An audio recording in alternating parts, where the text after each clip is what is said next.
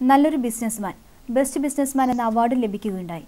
ഏതൊക്കെ മേഖലയിലേക്കാണ് ബിസിനസ് വ്യാപിപ്പിച്ചിട്ടുള്ളത്? ഈ ടെക്സ്റ്റൈൽ മേഖലയിലും അതുപോലെ തന്നെ എനിക്കൊരു സ്പിന്നിങ് മില്ലുണ്ടായിരുന്നു. ആ സ്പിന്നിങ് മില്ല് ഒരു 4 കോടിയുടെ ഒരു സ്പിന്നിങ് മില്ലായിരുന്നു. പുതുതായി വന്നു, നല്ല നിലയിൽ പ്രവർത്തിച്ചു വന്നു. അതുപോലെ തന്നെ ടെക്സ്റ്റൈൽ ഒരു എക്സ്പോർട്ടർ എന്ന നിലയിൽ ഞാനും എൻ്റെ മകനും വെസ്റ്റേൺ ടെക്സ്റ്റൈൽസ് എന്ന് പറയുന്ന രംഗത്ത്. അതോടുകൂടി ഈ പുതിയ ബിസിനസ് കണ്ടെത്തലിലും ബിസിനസ്സിൽ കൂടുതൽ പ്രൊമോഷൻ കണ്ടെത്തുന്നതിനുമുള്ളൊരു അവാർഡായിരുന്നു ഈ ബെസ്റ്റ് ബിസിനസ്മാൻ, പിന്നെ AK നായർ മെമ്മോറിയൽ എൻഡോൺമെൻറ്റ് അവാർഡ്. നമ്മുടെ ബോംബെ കൃഷ്ണലീല CP കൃഷ്ണൻ നായരുടെ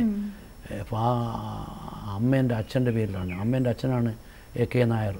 അദ്ദേഹത്തിൻ്റെ സ്മരണിക നിലനിർത്താൻ വേണ്ടി നോർത്ത് മലബാർ ചേംബർ ഓഫ് കോമേഴ്സിൽ ഞാൻ സെക്രട്ടറി ആയ സമയത്ത് അന്ന് ഉണ്ടാക്കിയ ഒരു അവാർഡായിരുന്നു. അത് വലിയ അവാർഡായിരുന്നു. അതിൻ്റെ 2ാമത് അവാർഡ് എനിക്കാണ് കിട്ടിയത് as A best business man എന്ന നിലയിൽ. ആ അവാർഡാണ് ഇപ്പം ലാസ്റ്റ് നമ്മുടെ തരൂർ മന്ത്രിക്കെല്ലാം കൊടുത്തത്.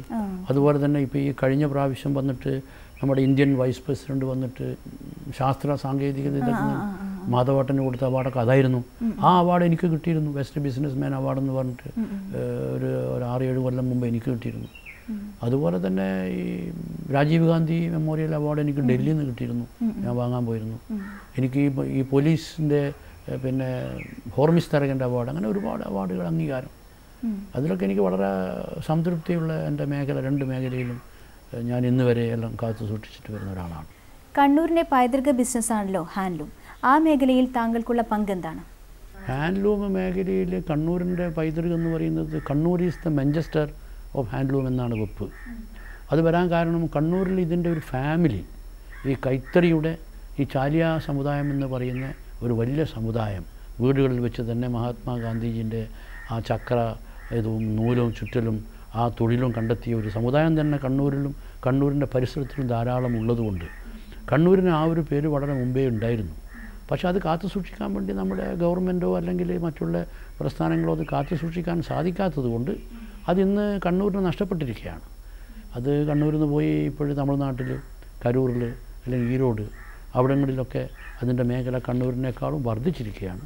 പക്ഷേ ഞങ്ങളെ സംബന്ധിച്ചിടത്തോളം ടെക്സ്റ്റൈലും ഞങ്ങൾ വളരെയധികം മുന്നോട്ട് തന്നെയാണ്. ഇപ്പോൾ എൻ്റെ മകനും കൂടി ഉള്ളതുകൊണ്ട് അദ്ദേഹം വിവിധ രാഷ്ട്രങ്ങളിൽ, ലോകത്തിൻ്റെ എല്ലാ രാജ്യങ്ങളിലും പോയി നല്ല ഓർഡറുകൾ കിട്ടിക്കൊണ്ടിരിക്കുകയാണ്. പക്ഷേ ഇപ്പോൾ അടുത്തായിട്ട് നൂല് വിലകളൊക്കെ കൂടിയതുകൊണ്ട് ഞങ്ങൾക്ക് സപ്ലൈ ചെയ്യാൻ കഴിയാത്ത ചില വിഷമങ്ങളാണ്. ഏതൊരു മേഖലയിലും വിമർശനങ്ങൾ പതിവാണല്ലോ. ഈ വിമർശനങ്ങളെ താങ്കൾ എങ്ങനെയാണ് നേരിടുന്നത്?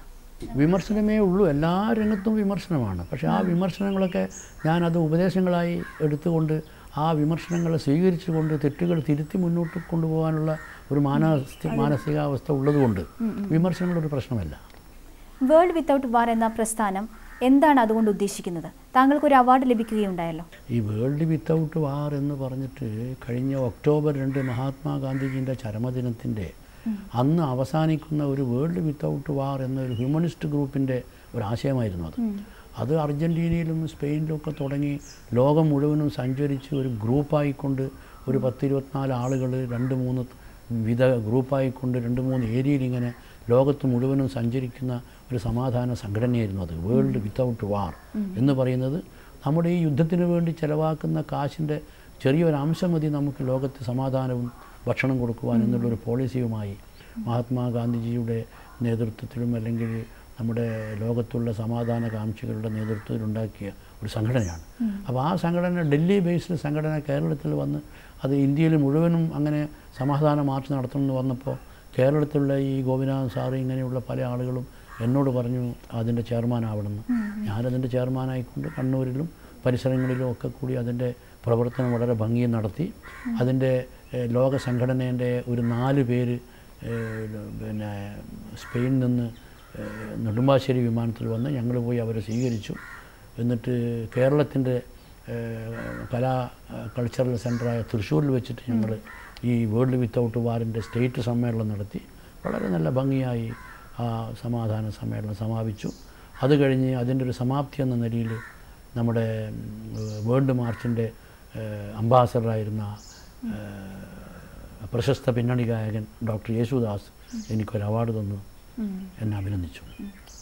ഹാജിക്ക എന്നാണ് കണ്ണൂരുകാർ വളരെയധികം സ്നേഹപൂർവ്വം ഹാജിക്ക വിളിക്കുന്നത്. എന്ന് പറയുന്നത് ഒരു നല്ലൊരു സർനെയിമാണല്ലോ. ഹാജിക്ക എന്ന് പറയുമ്പോൾ അതിനൊരു ആദരണീയത്വവും ഒരു ദൈവികത്വവും ഒക്കെ ഉള്ളതുകൊണ്ട് ഹാജിക്ക CH എന്നൊക്കെ വിളിക്കും.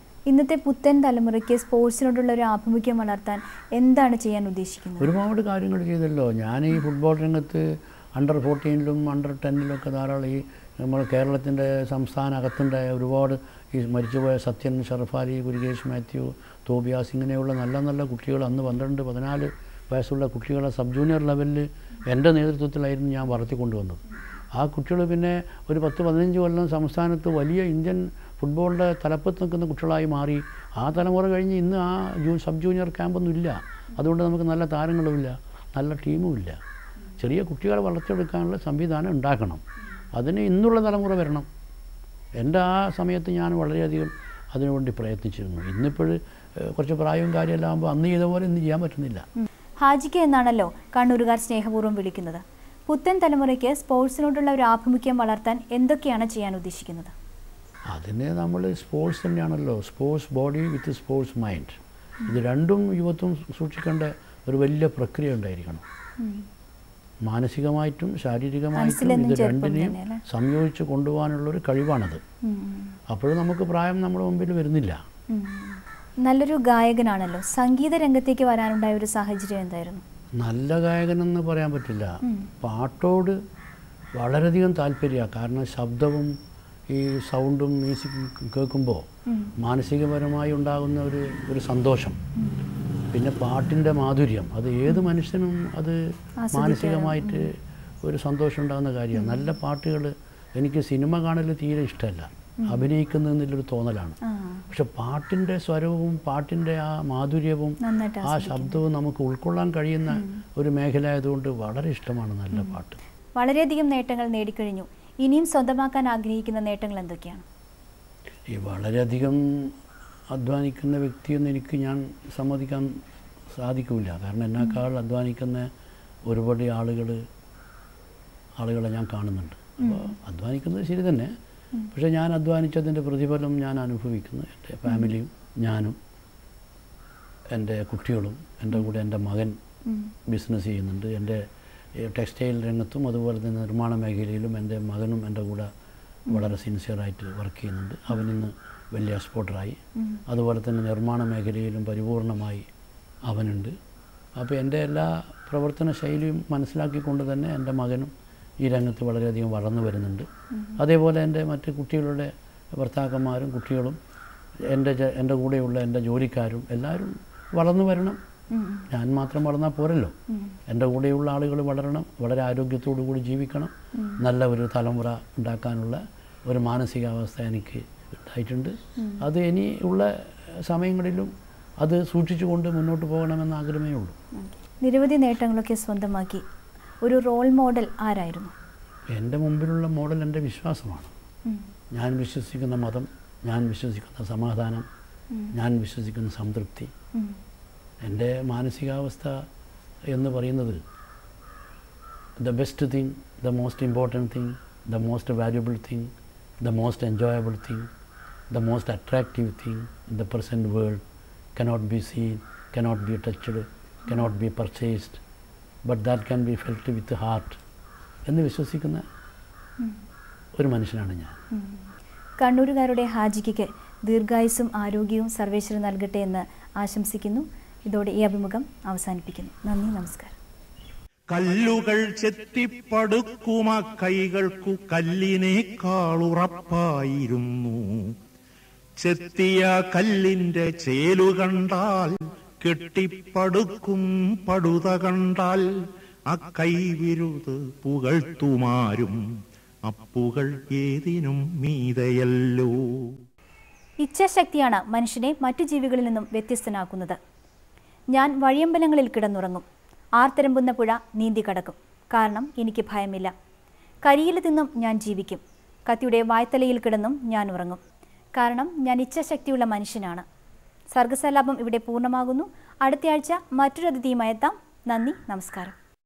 കോട്ടാമതിയിലും മതിലകത്തെ കൊട്ടാരം കോവിൽ കൂത്തമ്പലവും അവരുടെ കൈകൾ പടുത്തതത്രേ അഴകും കരുത്തും കൈകോർത്തതത്രേ, അവരുടെ കൈകൾ പടുത്തതത്രേ, അഴകും കരുത്തും കൈകോർത്തതത്രേ.